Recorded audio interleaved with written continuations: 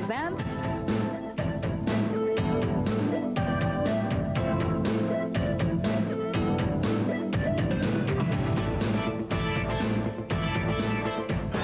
the Samstown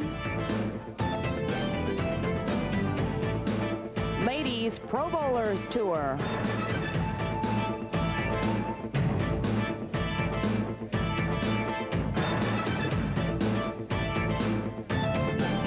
We're here for the inaugural stop on the spring tour.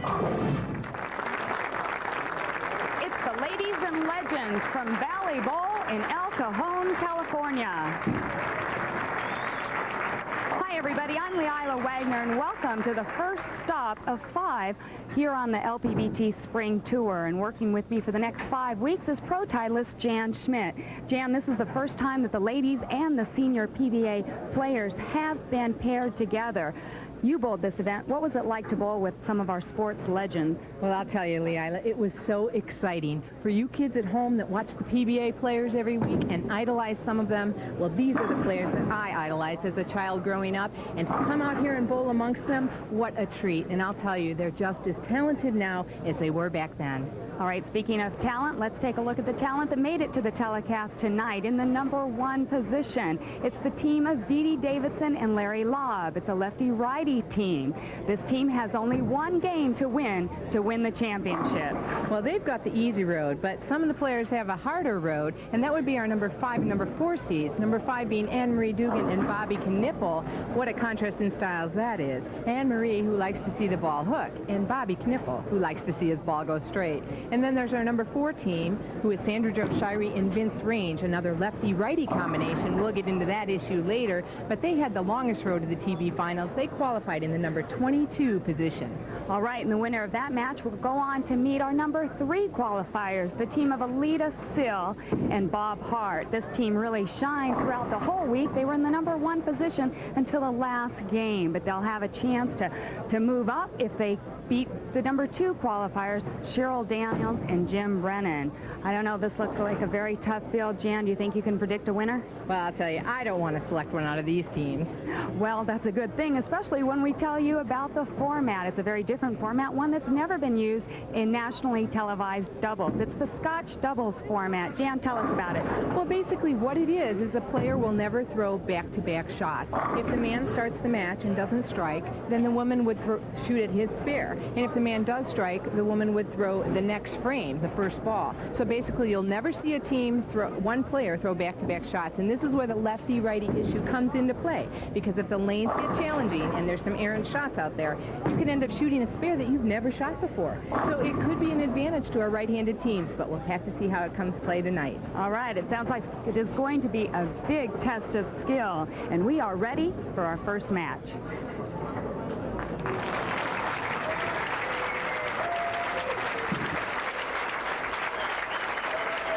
And Anne-Marie Dugan is going to start for her team, but first, let's go down to Carolyn Doran. She'll be doing some sideline reporting for us. She's on the floor. Carolyn, what's the atmosphere like down there?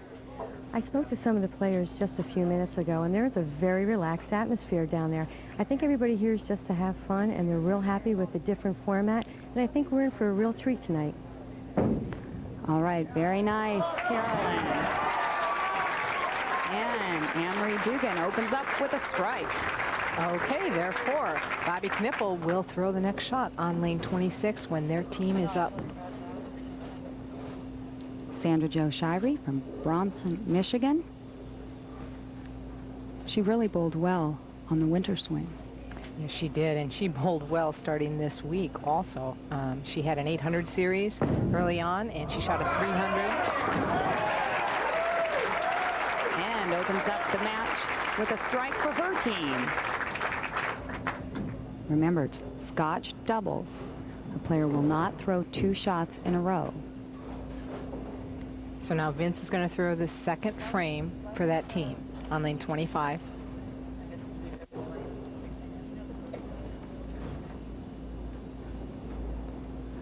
Vince Bean. Vince Range.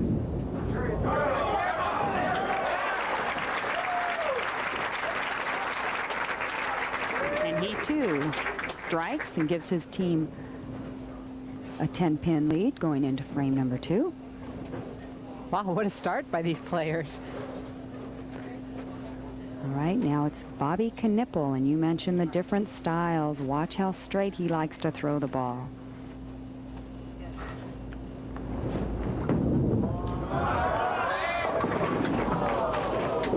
Straight up onto the nose, leaves the 4-7. Okay, just pulled that ball a little bit too much. And so now Anne-Marie will shoot his spare. Should be a relatively easy spare, though, for a right-hander. It's a normal spare that she would leave. And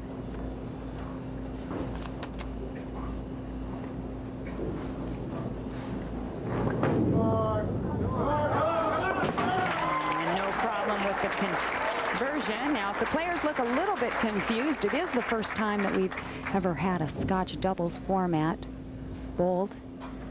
And Anne-Marie and Bobby both could be very confused because they are the only 2 players out of this entire telecast that have never themselves bowled a Scotch doubles. So they don't know really what's going on. They've had it explained, obviously, but... Well, there's no easier way than you strike all the time. That's right. Many amateur players across the country, I'm sure, have participated in Scotch doubles in their local events. Their local leagues even run them quite often. You have Moonlight Scotch doubles and New Year's Eve Scotch doubles a lot. Sandra Jo mentioned that she had bowled one about 7 years ago.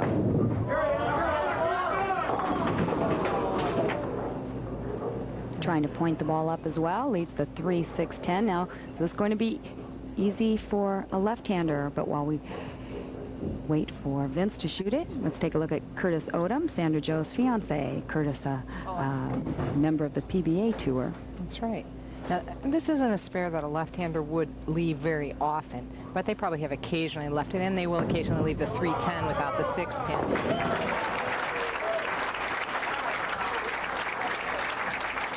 And no problem with the conversion for Vince range. Vince comes from a hotbed of bowling, the St. Louis area.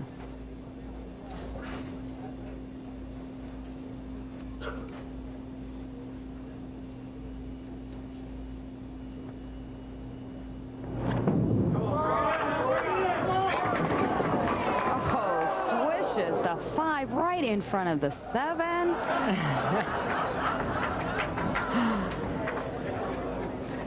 That was a great shot, and I think why they're laughing is I don't think Vince particularly cares to shoot for the 7-pin. Well, that's right. Most right-handers don't want to shoot at a 10-pin if they have to. Lefties don't necessarily want to shoot at the 7.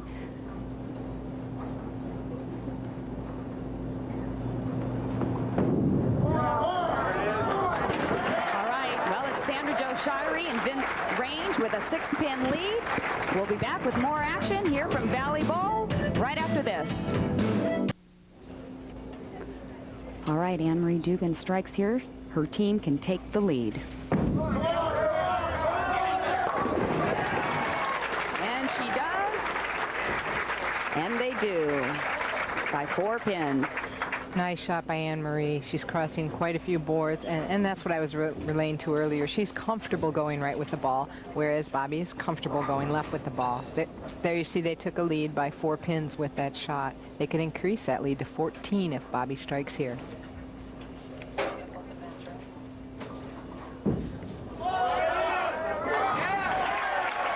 And does so nicely. And as you can see, either style gets the pins down. See how he's going really direct, pointing it towards the head pin, all 10 pins down. He's praying for that one. Well, Jan, as you mentioned, either style, one thing I really noticed between the ladies and the seniors, they have very similar styles because the seniors grew up when it was a game of stroking the ball, not necessarily cranking it up. And Sandra Jo answers the call. They're still trailing by 14. Vince has a chance to cut that deficit to 4 if he can strike here. But getting back to my point, Jan, is the fact that they grew up when you had to stroke the ball. The ladies have a tendency more to stroke the ball. You don't see too many of them get up there and try to power it. So their games are very similar in all respect. I think they are very similar. A few of the younger ladies coming up now who who were more into the new era are more into cranking the ball, but most of them are more stroker type players. In other words, you know, they'll drive the ball into the lane a little more roll on the ball, not cross so many boards. And they were able to get a read off of each other. It was really interesting because we qualified individually. We bowled 24 games of qualifying right along side by side with the men. And I think the women were a little more out of their element than the men because we were kind of outnumbered 3-1. So I know I was on a pair with 3 seniors and I didn't know any of them. A little worried about that conversion. It sounded like the crowd was more worried, though, than Sandra Joe. Well, as you were mentioning, you were outnumbered. It took an average of 204 for the ladies to cash, 205 for the men to cash. There were actually 77 women.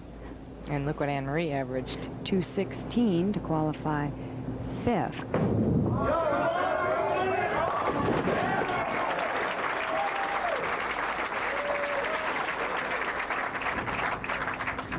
All right, at the end of 6 frames, the Dugan-Knippel team have a 24-pin lead, can increase it by 34 if they keep the string alive. So they've both been able to line up on the same pair of lanes because, you know, it was in match play they said it was an advantage of their 2 different styles because if one was struggling, the other played lanes so different that they usually could find a shot. So I was wondering if they'd both get lined up on this pair of lanes.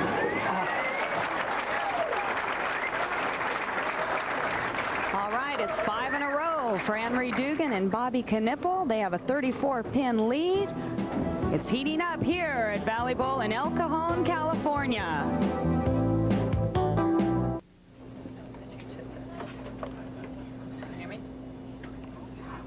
All right, Vince range is up. It's frame number 7. Trailing by 34 pins. Oh, no, solid 10-pin. Wow, that was a horrible break. That was a great shot. The ball driving a little bit hard. Appeared that 4-pin just flew right over it. 6-pin, yeah, 6-pin not taking out the 10. Well, Sandra Joe said, I gave you a 7-pin and you just gave me a 10-pin. But no problem converting the spare. But at this point in time, this team has to start striking because Anne-Marie Dugan and Bobby Knippel have only missed the pocket 1 time. And while Sandra Joe sits down, I do want to mention for her, she wants to say hi to her family and friends out at Midway Lanes, and thanks for the support.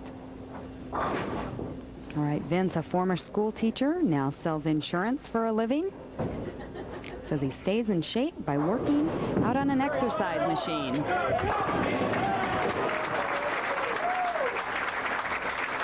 And that's the frame he needed to start something going. 8th frame.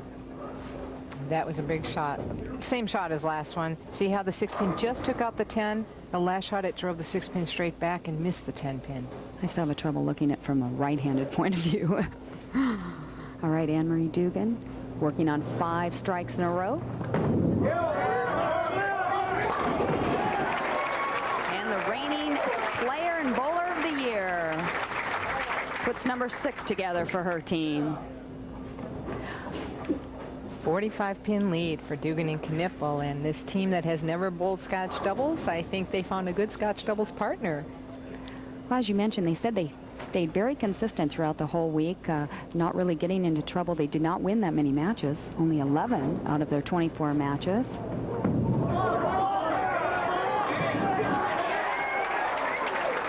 And dices the rack, and see Anne-Marie going, woo, Bobby put some fingers in that shot.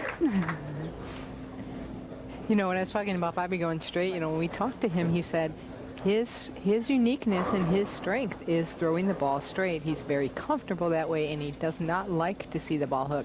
You know, so that you players at home that throw the ball straight, that's nothing to be ashamed of. There's a lot of ways to bowl, and whatever works for you, you need to do it. And Sandra Jo Shirey, a player on the ladies tour that throws the ball very straight and definitely gets the job done. She has 7 career national titles. Well, it's possible 235 for the Shirey range team, but as you can see there, Anne-Marie Dugan, Bobby Knippel can shoot 280 if they strike out in the 10th.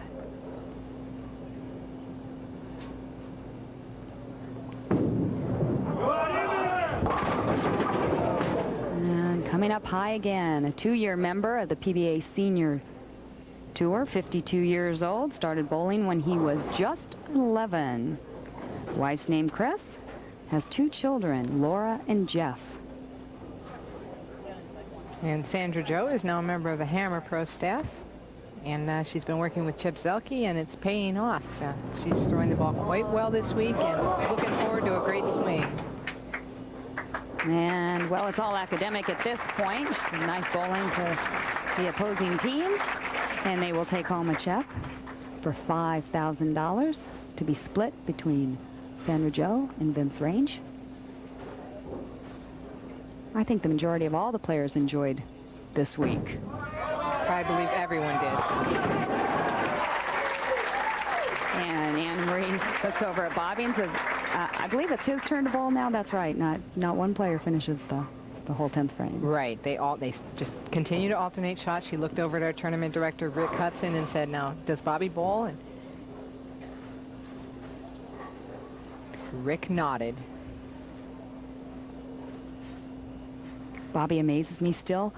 Competes on the PBA regular tour, the kids tour they call it, and he hits about 10 events a year on that tour, along with the 14 events on the seniors tour, and this team right now is rocking.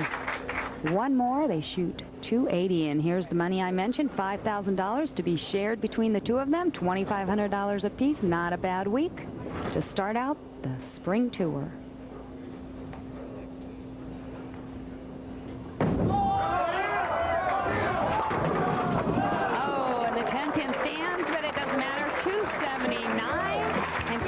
The next match, it'll be Emery Dugan and Bobby Knipple taking on Alita Sill and Bob Hart right after this. All right, the final score of match number 1, it's Emery Dugan over Bobby Knipple, 279 over Sandra Jo Shirey and Vince Range, who shot an even 200. And it appears that Emery Dugan is going to start the match again for her team.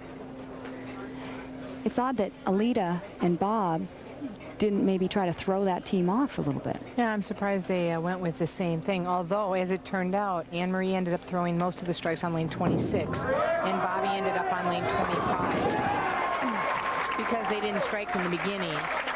So they actually run opposite lanes. So maybe they struck the first couple frames, and then they wound up switching lanes. So maybe they thought they'd switch them back. I don't know why they didn't choose to change that. Well, really, when any team throws 10 strikes, as they did in the first game, I guess it really isn't going to matter at that point.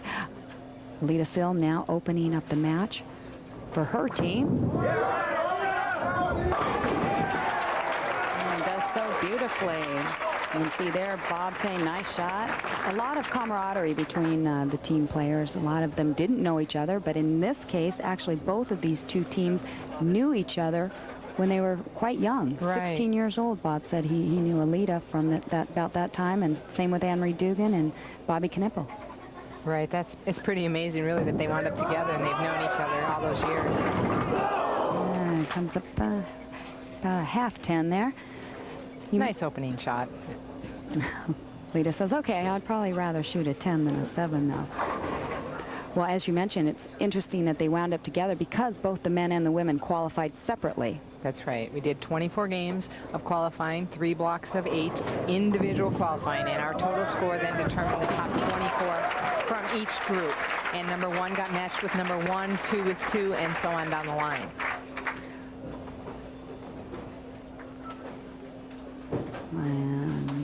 Not much talking going on between the two right now. Bobby Knipple now trying to double for his team. This is the thing about this kind of doubles that's different. See, they can wind up changing lanes depending on who throws strikes when, whereas the regular doubles, you choose your lane and you're on that lane the whole game.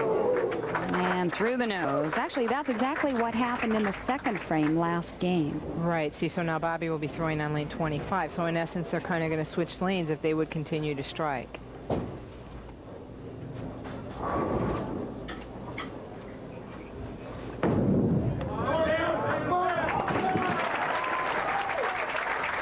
And no problem with the 10 pin. Anne-Marie Dugan, winning the AMFXS Challenge, the last event on the Winter Tour, is currently in second in earnings and second in average on the ladies' tour list. She's trailing Tish Johnson in both those categories. But still a lot of tournaments left for the year. Right, a lot of them, yeah. Tish is leading in all the categories right now.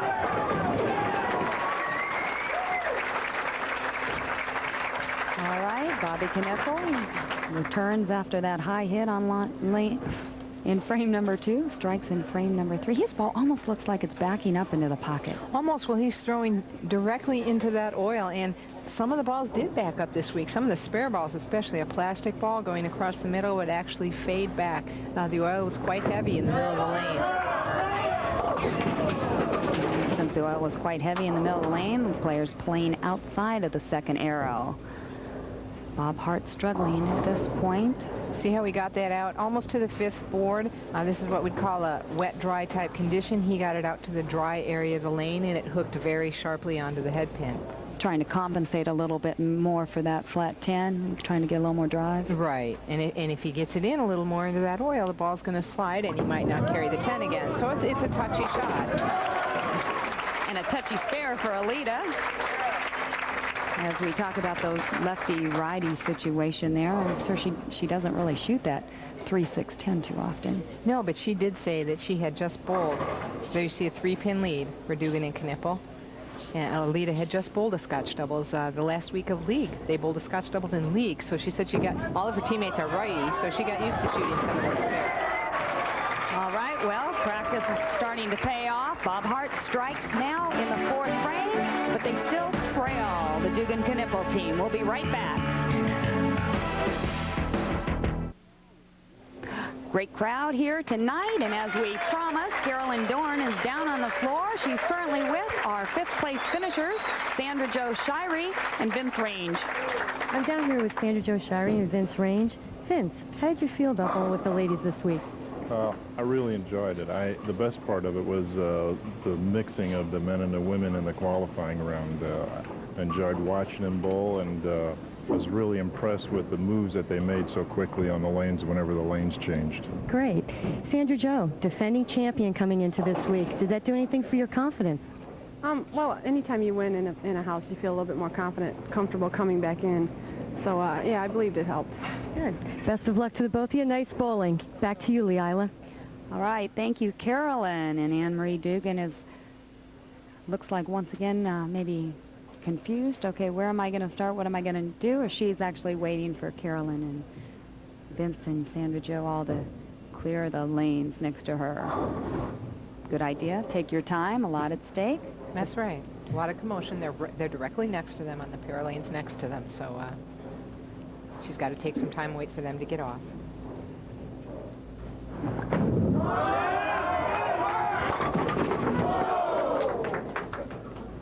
And doesn't catch the 10 this time. Okay. Kind of looking down at the approach there. I don't know if she slipped a little bit. And if she did, she may not have got the correct leverage. Right, exactly. The 10. The foot kind of slides out from under you. You don't really hit the ball as much as you want to.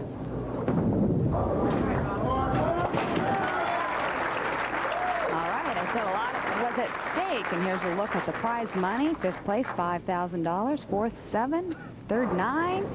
2nd, 12. And that top place prize, $18,000. And those numbers are to be split among the players. So $9,000 each goes to the winner. And there's Anne-Marie and Bobby still lead by 3 pins.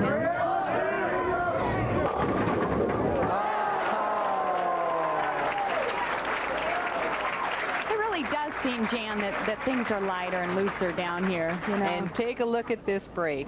That ball getting right into the dry too far, breaking too hard. She's got the 4-7-10 up. Pins off the wall. Come on. Do you believe it?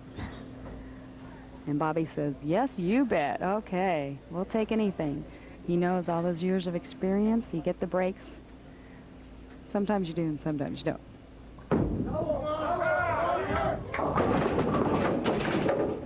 And Alita coming up a little bit high now. Alita looked really slow on that shot, causing the ball to hook more just like a, turning a car. It had been actually a while, though, too, since she had thrown a shot, because we had the commercial break, Right. and then the other team, 2 players getting up to bowl, and sometimes that can make a difference. Right. It's been a long wait. Sometimes you get a little bit slow. Uh-oh. Oh, and you mentioned you hit that oil in the center of the lane, and the ball slides. There it was. Critical error there by Bob Hart. Bob recently inducted into the ABC Hall of Fame. That happened in 1994. Also a member of 3 other Halls of Fame, including the Detroit, where Alita Sill is from. Oh, my. Something didn't feel right, and she stopped herself. That is almost impossible to do. It's very hard to do. She was in the middle of her approach. She's been working on her footwork, and I wonder if she just didn't get it right, and she stopped herself. She's been trying to shorten her first step. But now, for those of you at home, see how she stopped not to go over the foul line. If she did not release the ball, she could have gone over the foul line. It would not have been a foul. As long as she didn't release the ball, it's not an executed shot. That's right. Very good point. However, she may have got a little conditioner on her shoes. Hard to regroup after that. You did mention she had been working on her footwork. She's been trying to shorten up her first step, she said. Trying to get a little more leverage. All right. Trailing by 17, going into the 6th frame. It's going to just add the fire under Anne-Marie and Bobby Knipple. It appears that lane conditioner in the center of the lane is just catching Bob. It is, and Alita's trying to tell him to shake it off when he came back from missing that spare. She told him, don't worry about it, it's okay, and then she gets up there and makes a bad shot. So they're going to try and support each other through these couple of frames and hopefully get back on top of it. That's what she said was, really good. She had a partner she could feel comfortable with and not feel intimidated by. Well, they just bowled fantastic throughout the whole event. Like I mentioned in the opening, they led this event through every round, except in the last round, they fell to 3rd. Alita just said she just didn't have it today. The lane conditioner seemed like it had been taking a little bit longer. Right. She said the shot was a little different for her and didn't bowl quite as well as she had been. Do you think the lanes now are changing a little bit? It doesn't appear that Anne-Marie and Bobby have quite what they had. No, I think they're carrying down a little bit right now.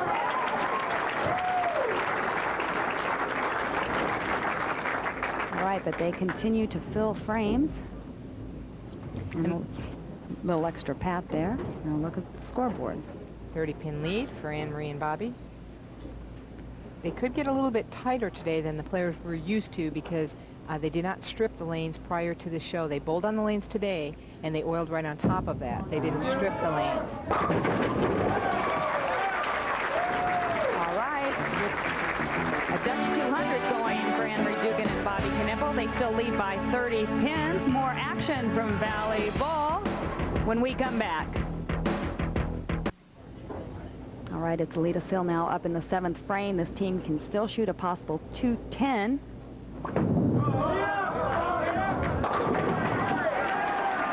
And trips the 6-pin.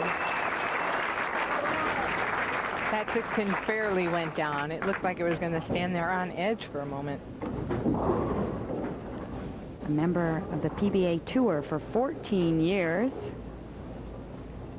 His goal, Bob Hart, is to win a seniors title. And great double there. And I should mention he's only been a member of the senior tour for 7 years. I don't want him to think you're 64 there, Bob. You're only 57. And here's a look at the left-handers versus the right-handers throughout the week. Average in qualifying, Jan, wow, 206 for left hands, 200 for right. Match play 214 to 210. Well, I think that's because Alita Sill, they're actually out-averaged the whole field, men and women. Yes, she did, and that affected the average because there's fewer lefties, but the lefties did average quite a bit higher than the right-handers. They had a little bit more area because there were so many players on the right-hand side that the shot changed so quickly. It's a little bit more difficult. You aren't going to shoot as many scores when you have to move all the time. And Bobby Knipple converts the 10-pin. I had to laugh because Vince Range told me he got into a little bit of trouble and went over and watched Alita throw a few shots. trying to line up off of her. There was a lot of that going on. Players were lining up off of each other. More the men looking down at the women, or do you think? I think both ways. Both ways? Yeah.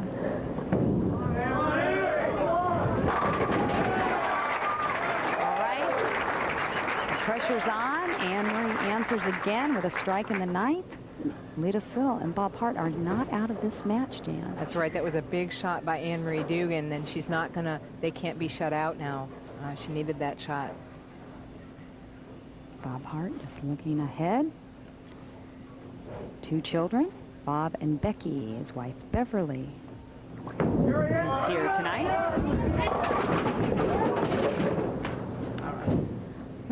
Ball just took in really hard for Alita.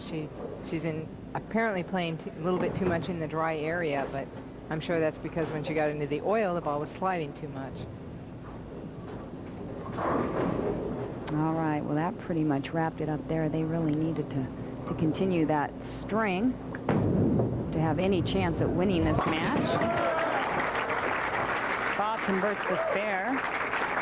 Well, if they strike out, Anne-Marie and Bobby are just going to need some pin count. Recently, Bob joined the Storm staff, ball rep for them. Meanwhile, we look at the scoreboard.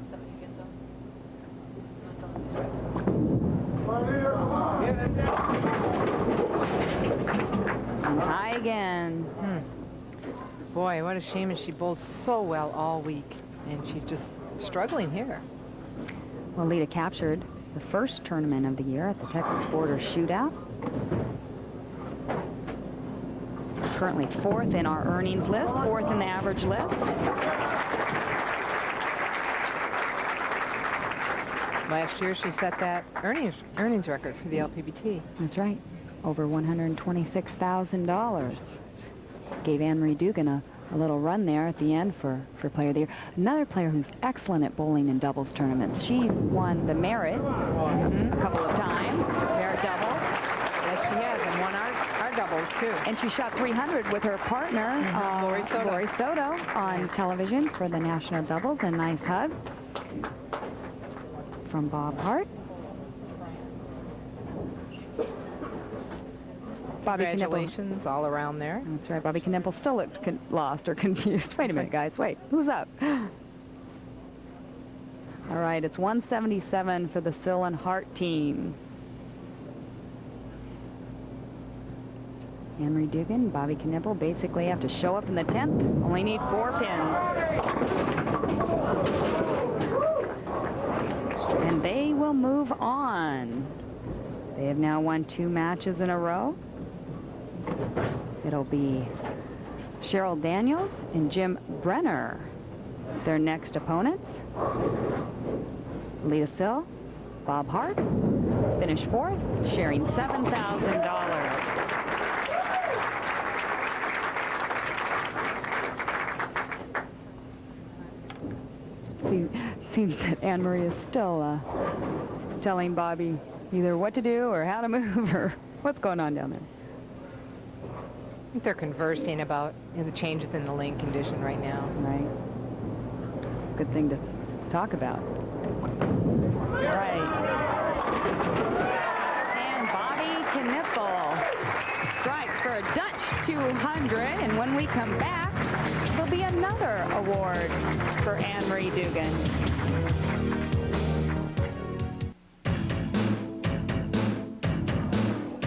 Telecast of the Ladies and Legends is brought to you by Fab Ball, maker of hammer bowling balls and accessories.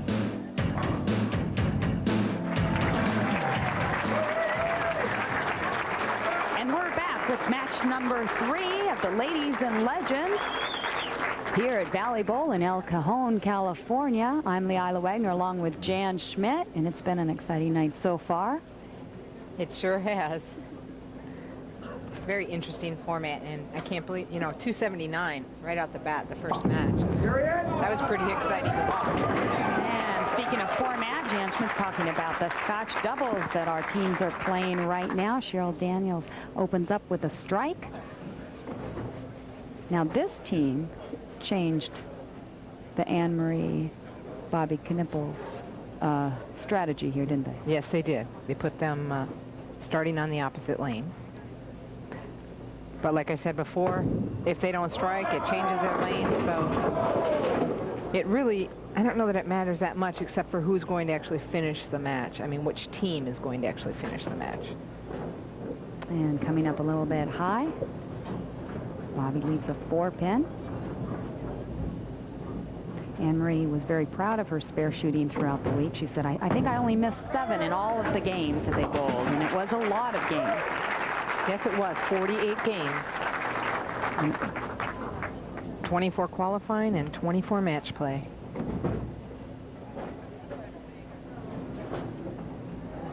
Bobby winning a PBA title back in 1973 in Kansas City. Says someday he'd like to win a senior title. And the way they're going, it might be tonight. Bobby, you don't have to clean the floor just yet. Keeps throwing him like that, he will win one. All right, our first look at Jim Brenner from LeClaire, Iowa. Jim joined the PBA 10 years ago. He's been on the senior tour 5 years. No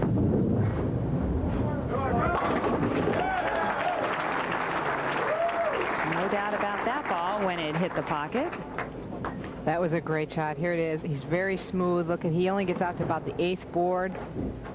Ball finishing hard, 10 pins straight back. And that was for the double and a 10-pin lead and a chance for Cheryl to increase it to 20.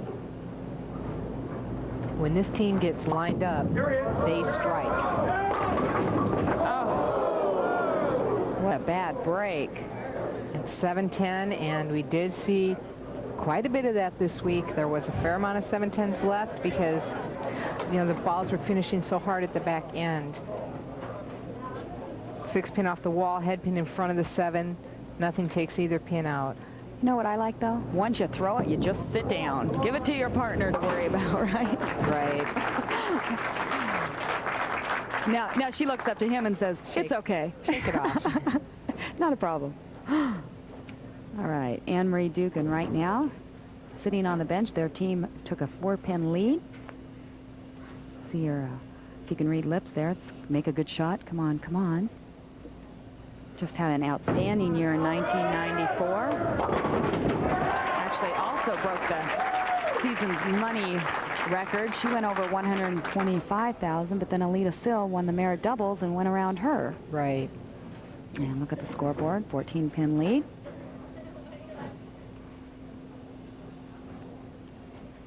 Bobby Knipple with 2 children, Carrie and Kathy, wife Marcy. And he used to run a pro shop. He gave that up because he's on the road so much, but he just kind of works out of his garage now and then. And speaking of Marcy, there she is. It's hard to smile after your husband throws a shot like that, right? Exactly what I was going to say. She's not too happy about that one.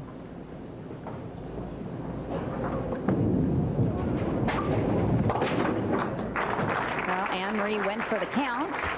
Also very important. Now both teams with an open frame through frame number 4. Cheryl Daniels' team now leading by 1 pin. This is a back and forth match here. Already in just 3.5 frames. And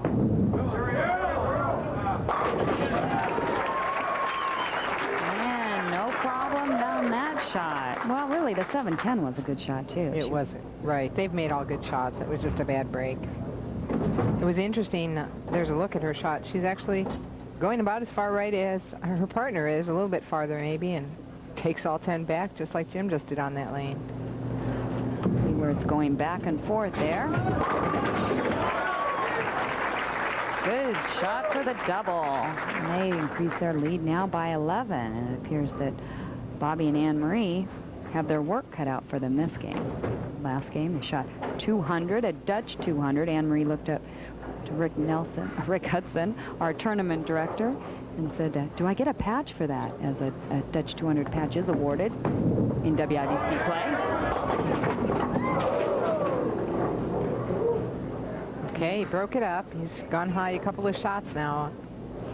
Time to move? Time to move a little bit. He is pointing straight through the oil, but it might be breaking down just a little bit, and the ball's starting to hook up just a little bit.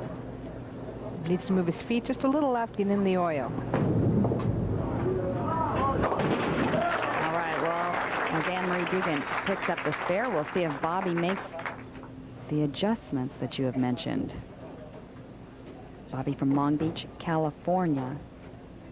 Career earnings $297,000 in his 30 years as a PBA member.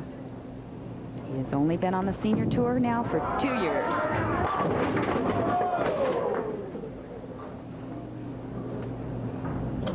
There's a good shot. See, he got into the oil a little bit more. The ball actually faded back a little bit and wound up leaving a 10-pin. But that's better to leave than going on the nose, so it was a good adjustment, and I'm sure he'll be lined up for the next shot. All right, Anne-Marie Dugan converts the 10-pin. That team still trails by 12, however, and when we come back, it'll be Carolyn Dorn with Bob Hart and Alita Sill.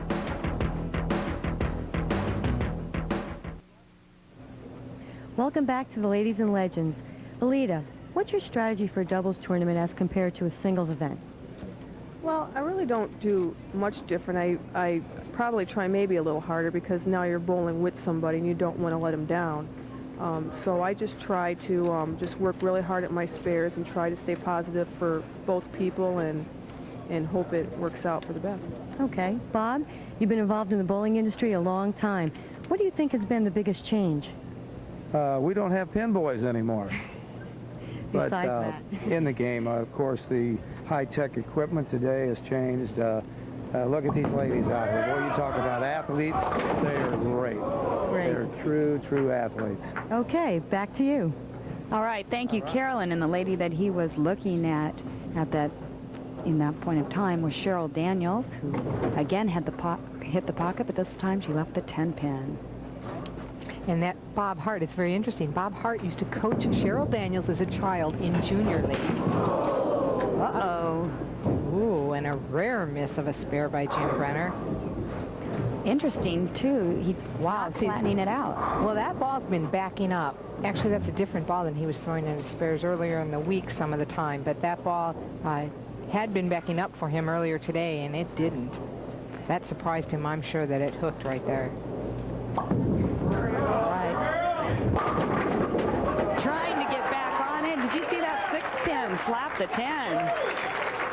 Boy, it barely hit it, and the last thing she wanted to do is leave another 10-pin right at that point in time. The ball coming in really late, kind of half pocket. Look at that. The tip of the head pin just touched the 10 and knocked it out. That's when the emotion builds right there. All right, they have the lead by 1 pin. Anne-Marie Dugan and Bobby Knippel do.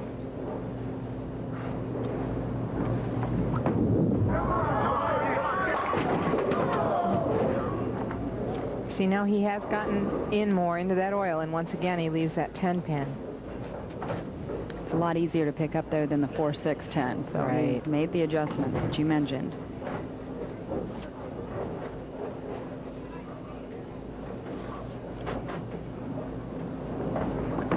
Anne-Marie Dugan backing the ball up, going fairly straight.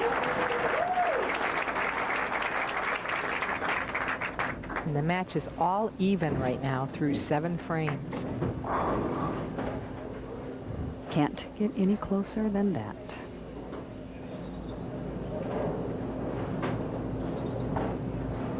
And all the fun and laughter seems to have gone out of this match right now.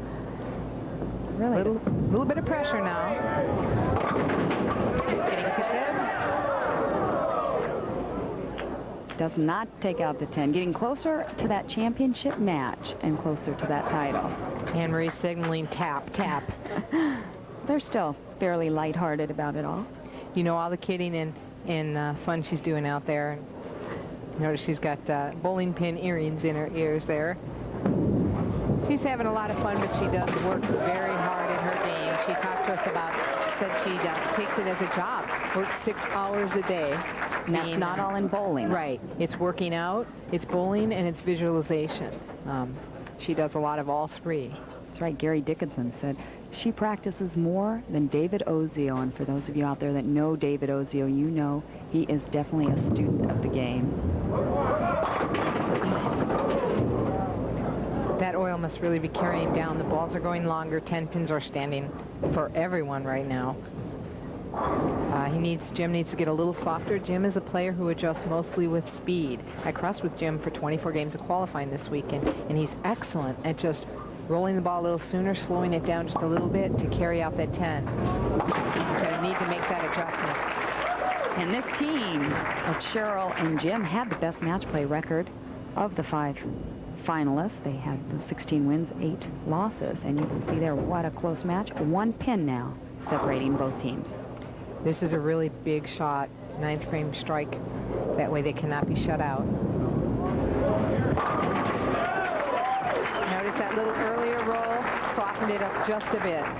He's really good at that. That's a tough adjustment for people. Some people would rather move their feet, move their target, but Jim would rather change his speed.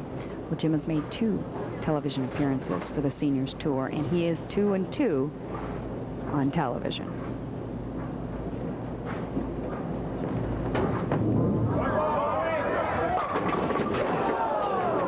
And you can just feel the frustration of the crowd. Just can't seem to get that 10 out.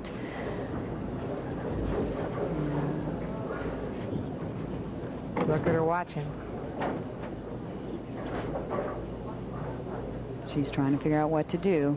And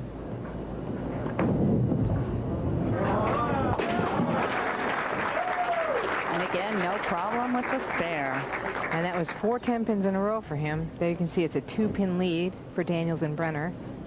But it was his 4th 10 pin in a row, but one of them was a high hit where a pin rolled around and knocked out the 6. So it wasn't 4 weak 10s in a row. He is trying to make some moves. Bobby finished 2nd in the 1994 PBA Senior Championship in Seminole, Florida. He lost to Gary Dickinson in that match, final match, 238 to 180. Boy, the conditioner has really carried down for him and made it a tough shot for him right now. Anne-Marie's going to need to convert this spare. She's going to try and get the ball to slide across the middle, and she wants the ball to hit the right side of the 3-pin and deflect into the 10. She's fair. She's going to force the other team to do the same thing. Beautiful shot under pressure. You bet. All right, now Bobby strikes here. The team shoots 189. Will force Cheryl Daniels and Jim Brenner to at least spare in the 10th frame and fill it with good count.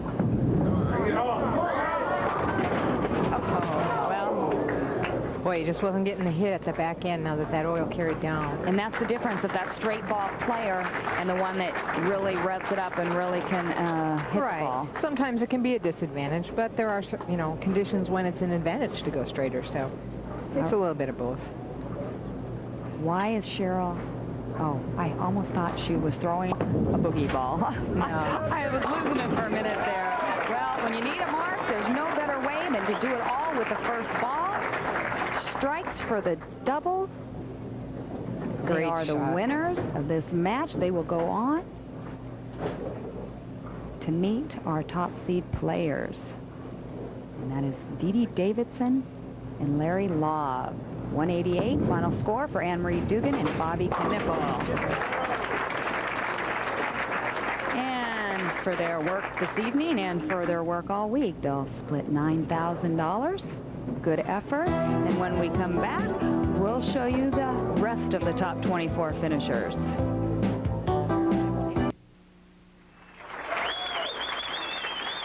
All right, we are underway now for the championship match.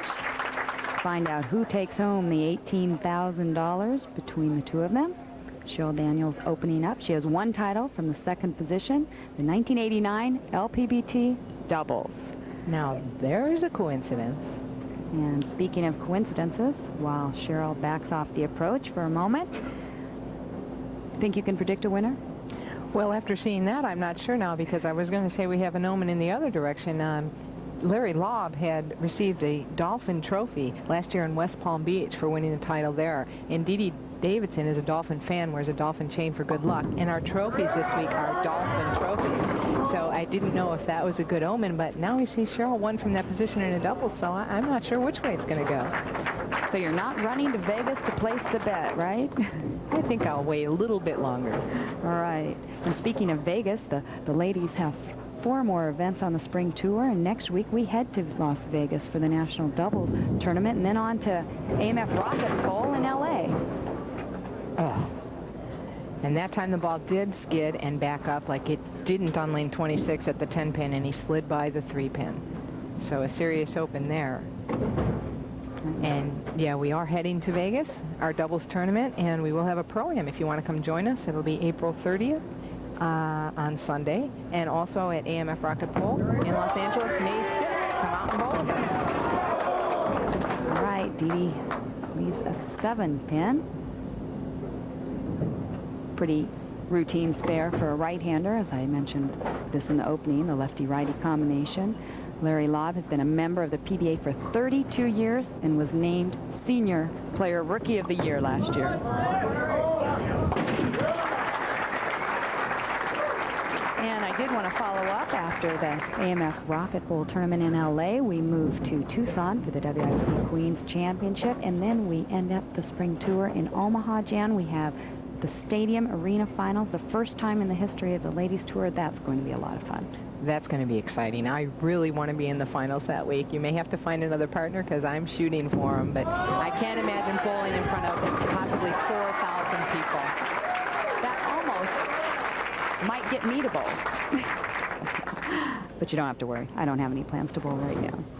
All right, meanwhile, Cheryl Daniels needs to start something going here. They're working on an open frame in the first, trailing right now by 11 pins. 16 years on tour, 7 national titles. She is getting into this. It's been almost a year since she has made it into the televised finals. And she went really direct, didn't let that ball out into the dry area. Crushed all 10. Look at this emotion.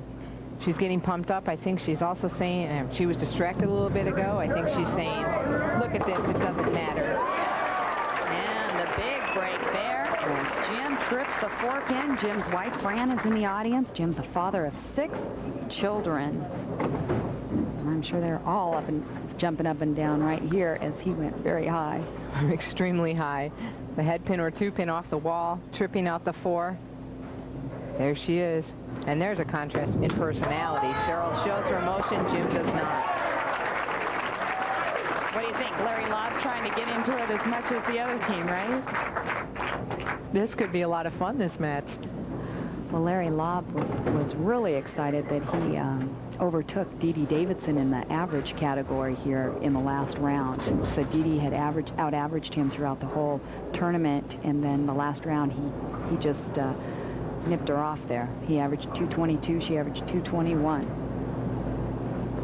They're leading by 11. Oh. I think about 4 pins hit that. It almost went down. And you know, I have to mention, after we just saw that show of emotion out of Larry, when I talked to him, I asked him to describe his personality. He said he is shy and quiet and has a really tough time being in the limelight. Oh, yeah, right.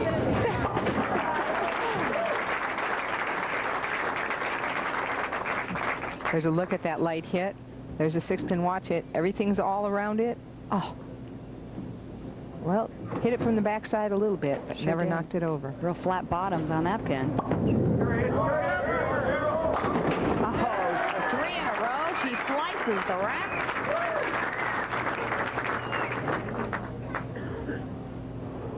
Jim Brenner, a member of the Iowa State Hall of Fame. Meanwhile, look at the scoreboard. That strike there evened the match.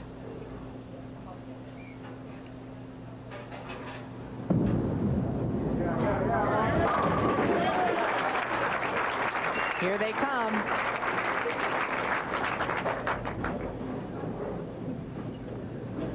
Dee Dee Davidson has made 2 championship round appearances so far this year, finishing 3rd at McAllen and Claremore. Really, it's been working very hard at her game. She has. She went with personal trainers, Debbie and Mark Christina, and they've been helping her out a lot. She said thanks very much. And these two have also known each other since they were well, from being in the same area. They bowled in various tournaments. And they basically knew of each other and had met and things. You can see they're trailing by 10. Match can go back to even if Larry strikes here in the 6th.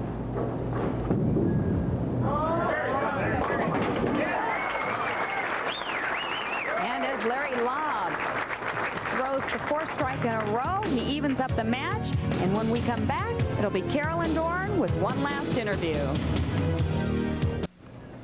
I'm here with Anne-Marie Dugan and Bobby Kniffel. Bobby, you've known Anne-Marie a long time. How did it make you feel to bowl with her as a partner? Well, by knowing her long, I think I've known her around 10, 12 years. And knowing her relaxed me quite a bit out there. Because a lot of times when you bowl with a partner, especially the caliber of Anne-Marie, you'll try a little too hard.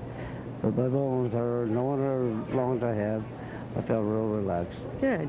Anne-Marie, you've had quite a bit of success in doubles tournaments. What do you contribute that success to? Well, the majority of it, I think, is I have good partners when I bowl. That's one thing. And I think it's just, you get really relaxed. You feel like, you know, if you do well, you get to share it with somebody, and it's a really neat feeling. And it's a lot of fun. Well, nice bowling this week. Back to Leila. All right. Thank you, Carolyn, and thanks for your help tonight with the interviews. Meanwhile, Cheryl Daniels went high, left her partner the 6-10 to try to convert. And this is the lane that he hooked away from the 10 pin on. So see if he slides it across. And basically would have done the same thing. Exactly. From the 10. Yet when he went to lane 25, he slid by the 3 pin going across lane. So it appears 26 is hooking a little bit harder at the back end. All right, that put them 14 pins down.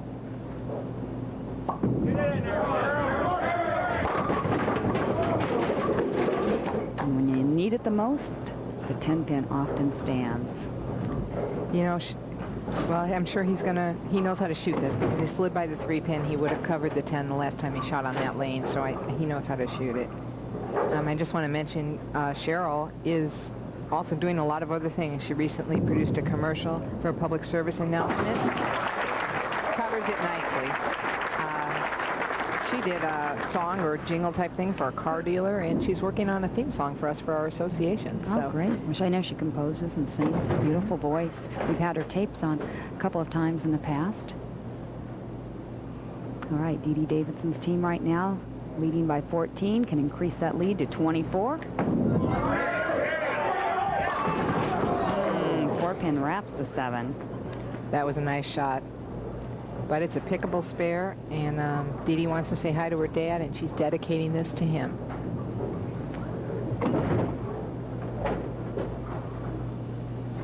Big fans of Dee Dee's, her mom and dad. And Larry Lobb converts the spare. 54 career 300 games, 1 coming this week. Yeah, earlier today, as a matter of fact, he had that. And while we're all out here having fun, I want to make mention that we want to express our sympathies and our best wishes to Earl Widman and his family. Earl lost his wife last week, and on behalf of all the LPBT members and staff, we're with you through this trying time. And Earl Widman, the chairman of the board for Fat Ball Enterprises, has been an avid supporter of the ladies tour for many, many years, since the origination of the LPBT back in 1981. Yes, Earl, our thoughts and prayers are with you.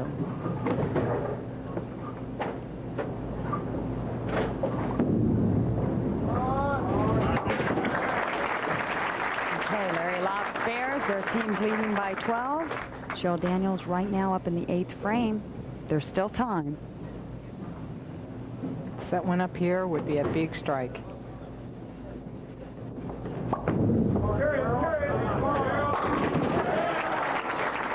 No doubt about that one. Member of the Michigan Women's Hall of Fame. Cheryl was inducted into that Hall of Fame in 1993. And I wanted to mention Halls of Fame. First of all, Larry Swanson, the general manager here at Valley Bowl, did a wonderful job with his staff. I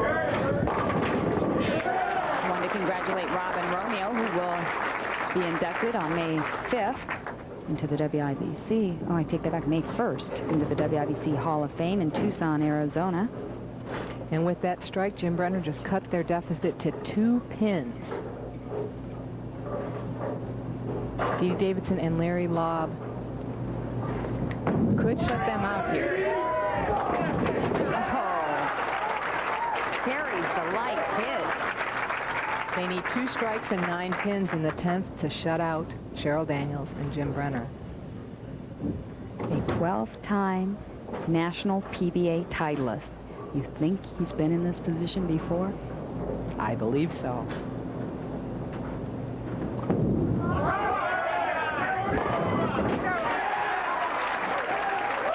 And another light hit carries. I have to laugh. I asked Larry Lobb about the changes in the games, and he talked about, you know, how now with the new high-tech resin bowling balls, he can actually hook the ball. He said, yeah, you bought a hook, right? He said, yes. As a lot of us have done. It's out of their hands right now. Dee Davidson throws a strike. Larry Lobb throws 9, and they're the champions.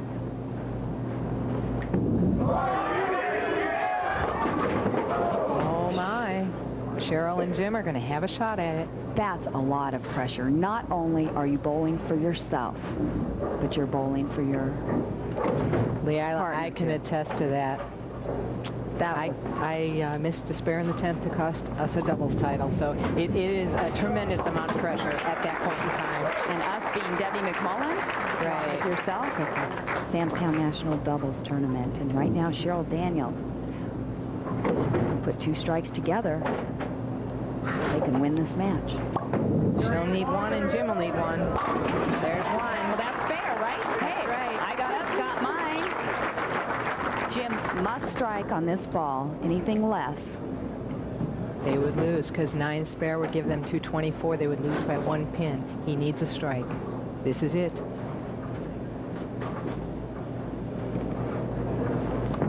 And his partner can only watch. It's there. Wow. Oh, my. great finish. His bowling goal to win a senior title.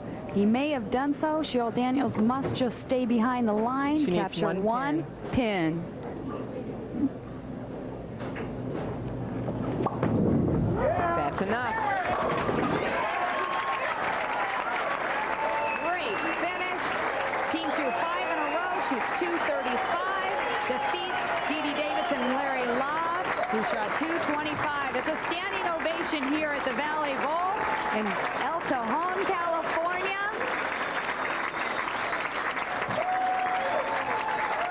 And that was Fran, who came out and gave his wife a hug. Right, Jim's wife, Fran.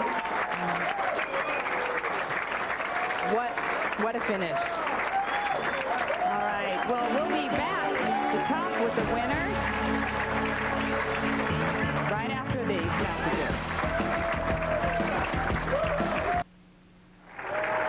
All right, final score of our championship match, 235 to 225. Our champion, Cheryl Daniels, Jim Brenner, and to present the trophies first, Larry Swanson, the general manager here at Valley Bowl. Well, thanks for coming this year and winning.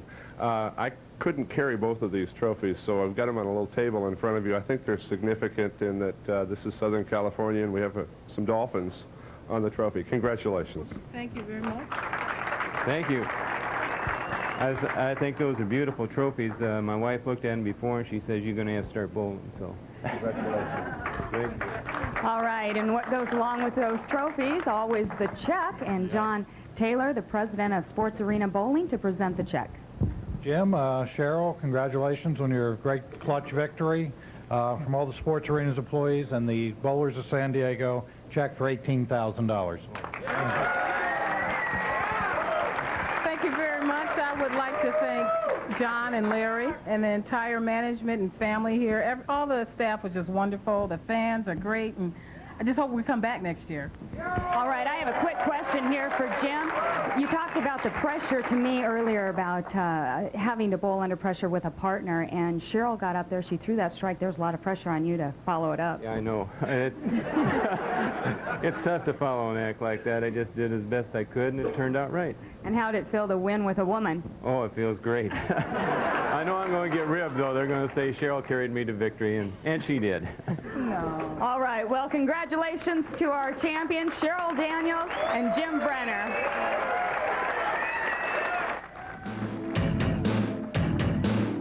The next stop on the 1995 LPBT Spring Tour will be from Sam's Town in Las Vegas. It's the Storm Doubles.